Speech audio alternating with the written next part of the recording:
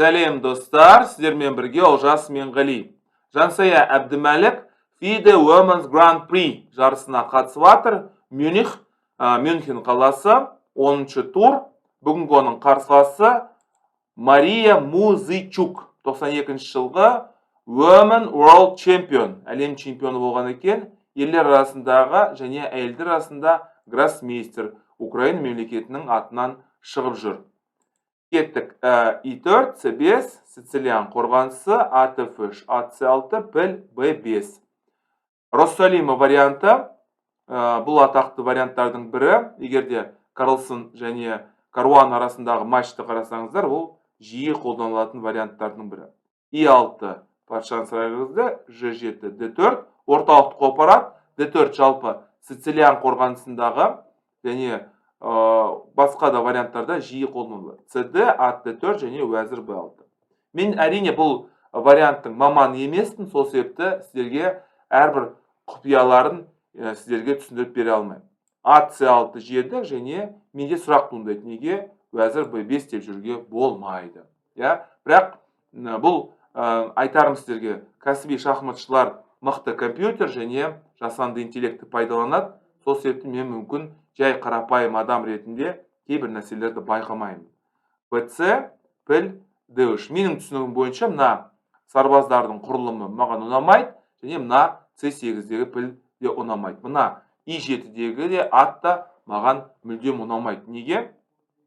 Өйткені оның болашағы мен үшін бұлыңғыр. G6, C4. Бұл жерде біз Геза Мороци, атақты Геза Мороци жүйесін есімізге түсіреміз. Бұл ең басты міндеті D5-ті және B5-ті толығымен F5-ті бақылауда ұстайтын осындай жүрістердің бірі. Геза Мороци. I7, AC3, бұлай және тура I1. Бұл жерде айтып тұр. Novelties, бұрын соңды бұлай ешкім жүрмеген екен. Жансая Әбдімәлік жаңа алғашты осы варианттың ішінде. D6, ат A4. Уәзір C7 және C5. Не айтуға болады? Менің түсінігім бойынша қаралардың жағдайы нашар. Біріншіден, мына C8-дегі піл онша емес.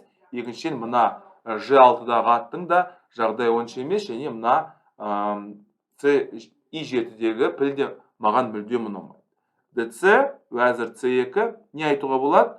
Қаралар ойынның басын өте нашар бастады және бұл мәселелерді шеше ала ма деген сұрақ. D8 ашық жолға орналастырды. Мынандай әдемі ашық жолға және D3-тегі пілге шабуыл жасады және піл I2. AT4, піл F1. Әрине пілді сақтап қалуға тырысу керек. Сарбаз негізгі орталыққа қойды. Мына аттың мәселесі әзірше шешілген жоқ. Бұны да айта кеткен жөн. Және мына C8-дегі пілдің де жағдайы онша емес. Жедік. Ендігі жағдай мына пілдің артықшылығы. Әрине мына піл мына аттан мықтырақ және болашақта бұны Жансая өзінің қарсыласына кезінде әлем чемпионы болған, әйелдер арасындағы әлем чемпионы болған шахматшыға дәлелдейді деген ойдамын. Ат I6, уәзір C3. Тағы да бір Филидор ережесін есімізге түсіреміз. Ол 3-ші және 6-ші қатарды ауыр фигуралар ерекше ұнатады. C5 және піл I3. Бұлай қарасаңыздар, мынау оқшауланған сарбаз жартылай ашық жолда орналасқан. Сол себепті ерте ме кеш пе бұл сарбаздан айырып қалады, немесе бұл сарбаз деген қараларға әжептәуір бір қиындықтар туғызады деген ойдамын. Піл B7, C1. Бәрі қызығып тұрған жоқ мына сарбазға. Мына сарбаз жеп кетудің амалын қарастырады. Бұлай және F3. Мынаны барьер дейді, немесе орыс тілінде барьер дейді, қазақ тілінде бұны тосқауыл деп айтуға болады. Тосқауыл, бұл жерде әрине B4 деп жүруге бірде мүмкіндік бар болған екен. B4 деп, бірақ жай қарапайым адам ретінде F3 те жақсы деп ойлаймын. Өйткені бұның ең басты мақсаты мына пілді шектеу.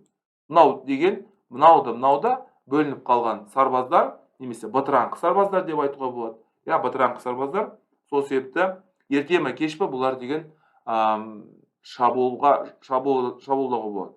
Уәзір D6, уәзір A3, Филидорды тағы да бір еске түсіреміз. Мынау да Филидорға ұқсайды. A6, C3, тағы да бір өзінің ойыншысын үшінші қатарға қойды. Көрдіңіздер ме, ауыр фигуралар үшінші және алтыншы қатарды ерекше ұнатады. С7 былай және уәзір А5. Ақырындап Жансая өзінің басымдығын көрсетіп жатыр. С6 және Б4. СБ жедік және уәзір Б4. Не айтуға болады? Қарылардың жағдайы өте қиын. Неге? Өйткені біріншіден ойын екі қанатта жүргізіледі. Бірінші уәзір қанатында болатын жағдайлар, уәзір қанатындағы мәселелер бір бөлек, және екіншісі ол деген патша қанатындағы амалдар бір бөлек. Өйткені бізде пілдер, біздің ойыншыларымыз пілдер, ал бірақ қарсыласта мына пілмен және мына ат. Сіздер білетін боласыздар, әрине, екі піл деген ашық позицияларда ерекше мықты болады. H6, уәзір B2, мен сіздерге үнемі айтам, мүмкіндіктеріңіз бар болса, патшаға немесе сарбаздарға шабуыл жасауды қарастырыңыздар. Уәзір C7, патша F2. Көрдіңіздер ме? Жансая бәрін көріп тұр. Мына I6-дағы және мына B7-дегі ойыншылар деген үлкен қауіп төндірмейді. Сол себепті өзінің патшасын жақындатып жатыр. Өйткені ол біледі, ерте ме кеш пе ойынның соңы болады. Ойынның соңында патшаның белсенділігі өте маңызды. H7 және A4. Не айтуға болады? Бұл деген атақты Вильгельм Штайниц ережесі. Егер де орталық тұрақты болатын болса, онда оң қанатта немесе сол қанатта шабуыл жасаңыздар болады. C6, B6 және A5. Уәзір D6, міне піл B6 және уәзір сарбаз A5. Мына A6-дағы нені ұстап қалу. Мынаған шабуыл жасау, әрине. Ең біріншісі мына A6-дағы сарбаз жеп кетуге амал. Көрдіңіз бе, екі пілдің артықшылығын осындай кезде көруге болады. A5, C5, C2. C2-нің ең басты мақсаттарының бірі, әрине, мынау аттың барлық мүмкіндіктерін шектеу. Оған қимылдатқызбау. D7 және піл I3. Асықпай, аптықпай қазір деген өзінің басымдығын жүзеге асырады. Әрине, мына пілді бермейді, өйткені бұл піл өте маңызды. Мен сіздерге үнемі айтам, Сицилиян қорғанысында қара піліңіз I3-тегі орналасқан өте маңызды. B7, уәзір B3, тағы да бір Филидорды есімізге түсіреміз, және мына жерге екеуіне де шабуыл жасап тұр. Осымен ойын аяқталды деп тұр компьютер, бірақ адами тағы да жалғасады. Былай жедік, артқа қарай шегіндік, C4, B4, H4. Тағы да бір Филидор Штайниц ережесін есімізге түсіреміз. Орталық тұрақты, сол себепті оң қанатта немесе сол қанатта өздеріңіздің амалдарыңызды қарастырасыздар. Былай D3, әрине айырбастамауға тырысу керек, өйткені екі пілдің артықшылығы осындай жағдайда қатты көрінеді. Былай G4, уәзір I7, қомағайлар қатарына кірді. AF6, H5, былай және уәзір C5. A4, тағы да бір сарбаз жеп қойды.